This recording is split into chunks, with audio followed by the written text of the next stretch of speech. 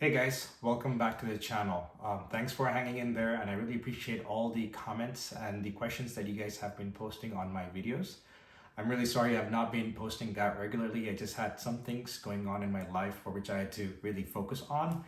With everything settling in, I figured let me restart posting videos back here on this channel, share my knowledge in supply management, and continue building this community where the sourcing professionals are coming together to learn and share their best knowledge.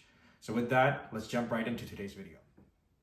All right, so going into today's video. So today we're going to be looking at 3 functions within procurement, and we're going to be looking and learning more about them. So we're going to be focusing on purchasing, category management, and strategic sourcing, and what are the differences between these different functions within the procurement umbrella.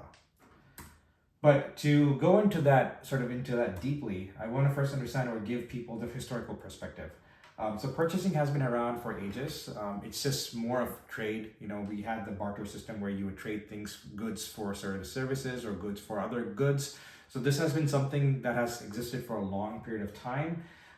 And, you know, can you continue going on that path, you know, with the Industrial Revolution and everything else, this sort of built on further. You know, you had the merchants, and then from the merchants, you had the companies and the corporations that started building and started trading and buying and selling things.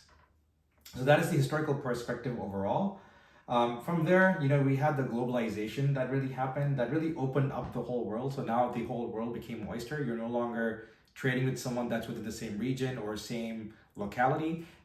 You know, you get access to other places that are more low cost. So you started seeing the outsourcing of services. You started seeing low cost products coming in at from a different region. So that's how globalization helped.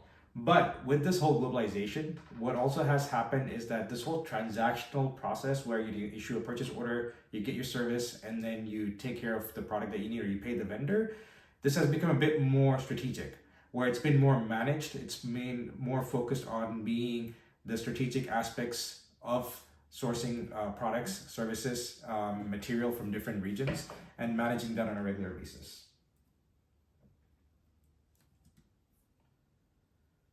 So kind of transitioning into that. So the first element of this, as I mentioned, is more of the transactional element, which is the purchasing. So if you look at the purchasing, and I just put a quick graph over here, looking at the function and looking at the time spent. From a function standpoint, purchasing is more transactional. So your more objective is to issue a accurate purchase order. It's more considered as a support function. So it is not necessarily proactive. It's more of a reactive approach where, yep, I want to buy something. I'm going to submit a requisition and they will take care of the purchasing for us. When I say reactive, it's mostly engaged towards the end of that process. And end of the process, I mean, is you can have the negotiations, the sourcing, and everything else done. But the whole focus of purchasing is just getting that PO out to the vendor. And there are instances where you're also working with the AP team to help resolve any issues. But the main focus is just looking at getting the PO out to the vendor. From a timing standpoint, it's a really short timing from an aspect of, you know, what is being delivered. So you're more of creating the PO, getting the PO to the vendor, getting the confirmation, managing the delivery dates, but the time spent is really limited and it's more focused on the transactional element. Now moving on was the evolution to the second stage, which is strategic sourcing. So the strategic sourcing's objective is to get the best TCO for a product. It's considered strategic and requires stakeholder engagement. The value is focused around savings and also the term of the contract. So you want to make sure you're getting a good contract in place and you're establishing a contract that would support the organization. There is a high potential for negotiation. So ideally, if you're doing strategic sourcing, you really want to negotiate. It's not just about negotiating the pricing. You can negotiate terms, business terms, payment terms, other value-added services. You can negotiate those things in. You know, from a procurement strategic sourcing standpoint, they're engaged earlier in the process. And you know, the timing can be anywhere between 3 to 6 months. Now you could do a strategic sourcing process within a month and a half. It just depends upon the scope of what you're trying to source. But the idea here is that there's a lot more time. It's not just the aspect of transacting.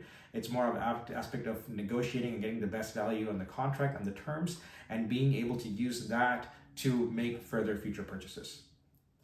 So going along with the same sort of thought or mindset, we have category management.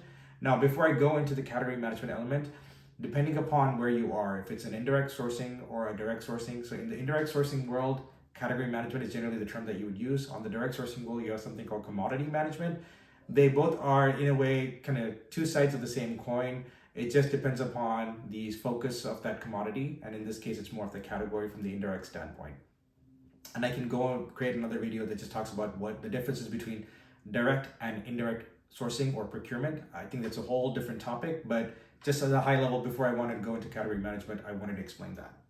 So going back with the same theme, same sort of function and time spent, category management is a bit more time intensive. And the reason why there's time intensive is because you're not just focused on getting the best cost of ownership. You're focused on getting the value, that is managing the spend, looking at indices, looking at the different trends in the market, doing constant research and benchmarking to make sure you have the best value process. It has the constant stakeholder requirements. So you might, for example, you might get landscaping services for a certain area that you want to have it maintained.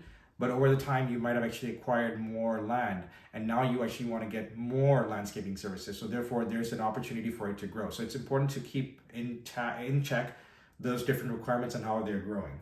On the other hand, from a commodity standpoint, an example would be if someone's dealing with, say, raw materials like iron or steel, they're looking at the steel pricing, they're looking at the material cost, the labor cost, and all those elements, and making sure that they're buying their raw material at the lowest cost possible.